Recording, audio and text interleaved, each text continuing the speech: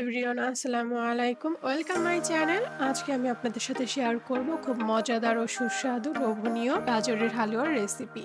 তো চলুন ভিডিওটি শুরু করা যাক। আজকে আমি এখানে কিছুটা পরিমাণ গাজর কুচি করে নিয়েছি। গাজর কুচি করে ফ্রাই প্যানে পানি দিয়ে এবং লবণ দিয়ে গাজরটাকে একটু সেদ্ধ করে নিব। ভালো করে সিদ্ধ করে পানিটা ঝরিয়ে ঝাঁপিতে ঢেলে পানিটা ঝরিয়ে আমি ব্লেন্ডারে ব্লেন্ড করে নিব। ব্লেন্ডারে ব্লেন্ড করার পর এখানে আমি ফ্রাই প্যানে কিছুটা পরিমাণ ঘি দিয়েছি। ঘি দিয়ে একটু ঘিটা গলে গেলে এর ভিতরে দারচিনি এলাচ দিয়ে ভাজা ভাজা করে তারপর আমি ব্লেন্ড করা গাজর দিয়ে দিব।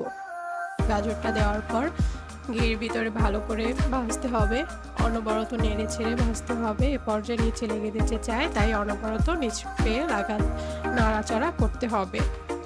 নাড়াচাড়া করার পর একটু ভাজা ভাজা হয়ে গেলে গাজরের পানিটা শুকিয়ে গেলে এ পর্যায়ে দিয়ে দিব স্বাদ মতো লবণ।